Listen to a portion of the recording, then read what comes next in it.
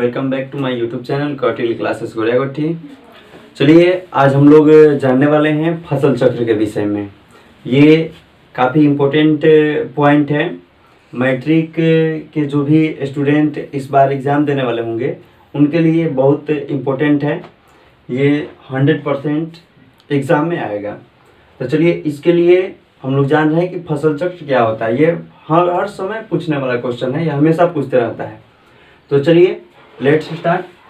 आज हम लोग जानेंगे फसल चक्र के विषय में। तो चलिए फसल चक्र के विषय में जानते हैं कि फसल चक्र होता क्या है। यानी बिना किसी उर्वरक, बिना किसी खाद का प्रयोग किए हम कैसे मिट्टी की नमी को, उर्वरा शक्ति को कैसे अस्थायी रूप से बना सकते हैं।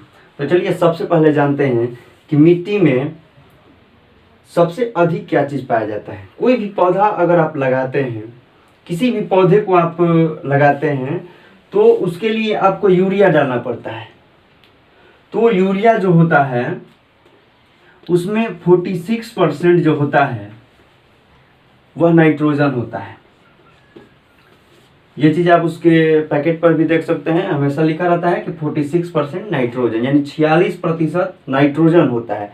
तो इससे साफ जाहिर होता है कि किसी भी पौधे को, किसी भी फसल को उगने के लिए सबसे ज़्यादा नाइट्रोजन की आवश्यकता होती है। तो ये चीज़ आपको भी पता है कि ज़्यादा मात्रा में अगर उर्वरकों का प्रयोग करेंगे तो वे नाइट्रोजन की मात्रा तो देंगे, लेकिन साथ में उनके साथ जो भी केमिकल्स होते हैं वे मिट्टी की जो उर्वरा शक्ति होती है, नमी होती है, उसको धीरे धीरे समाप्त कर देते हैं, जिससे खेत ऊसर हो जाता है, अनुर्वर हो जाता है। यानी मिट्टी के ऊपर जो भी मिट्टी वाला भाग होता है उसके ऊपर भुरभुरे टाइप का, यानी सफ़ेद रंग का एक परत जम जाता है, जिसको आम भाषा में रेह भी कहा जाता है। इसका प्रयोग पहले लोग कपड़ा धोने के लिए करते थे। आज उसी का स्वरूप है, जिसको हम लोग सर्फ बोलते हैं। तो ये सभी अपमार्जक होते हैं। तो सबसे पहली बात जान लीजिए कि यूरिया जो होता है वह आपके खेतों की नमी को समाप्त करने का भी काम करता है। तो इस तरह से उसको बचाने के लिए कौन सा उपाय करेंगे। तो वैज्ञानिकों के द्वारा एक सुझाव दिया गया जिसे फसल चक्र कहा जाता है। फसल चक्र कहने का मतलब है कि चक्र का मतलब आप जानते ही हैं कि एक गोलाकार चीज, यानी समय समय पर इसमें बदलाव करते रहना। तो जो भी हम लोग खेती करते हैं उसमें हर समय एक ही प्रकार का खेती तो करते नहीं है, लेकिन हम लोग के यहाँ सबसे ज़्यादा एक ही प्रकार का खेती किया जाता है। जैसे मान लीजिए कि व्यापारिक फसलें, जिसमें कपास, गन्ना, ये सभी जो फसलें होती हैं, चाय, कहवा, कॉफ़ी की, ये सभी जो फसलें होती हैं, ये एक बार लगाइए तो कम से कम 3 इयर्स चलती हैं। ये 3 इयर्स काम करती हैं। तो जो 3 साल एक साथ ही रह जाएगा तो उसको ज़्यादा मात्रा में नाइट्रोजन की आवश्यकता होती है और वह मिट्टी से नाइट्रोजन खींच लेगा, जिसके लिए हम लोगों को इसके बाद ये जब ख़त्म होंगे 3 साल बाद, उसके बाद कोई भी फसल अगर हम लोग लगा रहे हैं तो सबसे बड़ा दिक्कत होगा कि वह उपजाऊपन समाप्त हो गया रहेगा। तो आप कुछ भी कर लीजिएगा, फसल उसमें नहीं होगा। तो इसके लिए हम लोग क्या करेंगे, यानी समय समय के साथ, यानी खरीफ, रबी और गर्मा फसल जो होती है इनका हम लोग प्रयोग करेंगे। तो सबसे पहले जानिए कि फसल चक्र में क्या चीज़ अपनाते हैं, किसको फसल चक्र कहा जाता है।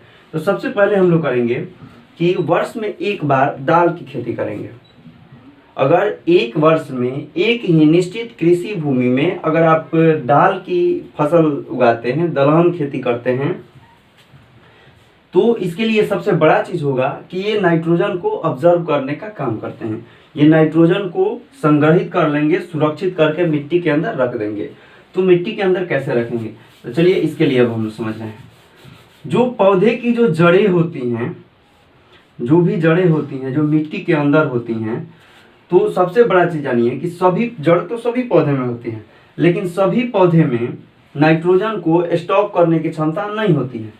तो इसके लिए जो भी दाल की फसलें होती हैं, जैसे अरहर, मूंग, मसूर, ये सभी जो होते हैं, इनके जड़े में छोटे छोटे गांठ बने होते हैं और इन्हीं गांठों में नाइट्रोजन स्टॉक होके रहता है। और जैसे ही आप इसका खेती कर लेते हैं और कुछ समय पश्चात जब ये सड़ते हैं ये फूट जाते हैं, और फूटने के बाद इसमें का नाइट्रोजन जो होता है वहाँ की मिट्टी में चारों तरफ फैलकर सुरक्षित हो जाता है। उसके आप जो भी उसके बाद खेती करेंगे तो वह ज़्यादा उपजाऊ हो जाएगा। तो ये होता है फसल चक्र। और दाल जो होता है वह वायुमंडल से भी नाइट्रोजन को खींचकर जड़ों में स्टॉक कर लेता है। तो सबसे बड़ा चीज़ होना चाहिए। अब चलिए इसके बाद अब हम जान रहे हैं कि इसको सबसे बड़ा चीज़ क्या होता है। यानी नाइट्रोजन मान लीजिए कि ये तो जड़ के द्वारा स्टॉक कर लेगा। एक साल में आप एक बार खेती अगर कर लिए दाल का तो ये नाइट्रोजन को स्टॉक कर देगा भरपूर मात्रा में खेती में, वहाँ की कृषि भूमि में। लेकिन उसी चीज़ को अब हम लोग को क्या करना है, ये जो ऊपर वाला जो भी इसका पौधा होगा, जो भी जड़ तना पत्ता फूल फल जो भी बच जाएंगे उनको हम लोग क्या करेंगे कि खेत में ही इसको जुतवा देंगे, जिसका नतीजा होगा कि ये भी सड़ेंगे और ये भी अधिक मात्रा में नाइट्रोजन, क्योंकि दाल की फसलें जो होती हैं, पौधे जो होते हैं, वे जड़ से लेकर पूरे शीर्ष भाग तक हर जगह नाइट्रोजन को स्टॉक करके रखने का काम करते हैं। तो इस तरह से वर्ष में एक बार अगर आप दाल की खेती कर लेते हैं तो मिट्टी में नाइट्रोजन की मात्रा को ये पूरा कर देता है। तो आपको यूरिया या अन्य किसी चीज़ की आवश्यकता नहीं पड़ेगी। तो इस तरह से आपको इसमें अब कोई समस्या नहीं होनी चाहिए। फसल चक्र अगर कोई प्रश्न आ रहा है तो आप आसानी के साथ बना सकते हैं। ये बिल्कुल इजी, ये सिंपल है, ये कोई खास चीज़ होता नहीं है, लेकिन ये काफ़ी ज़्यादा पूछा जाता है। तो चलिए इसके बाद में और भी जानकारी के लिए हमारे और भी वीडियोज़ को आप देख सकते हैं। Thank you. जय हिंद।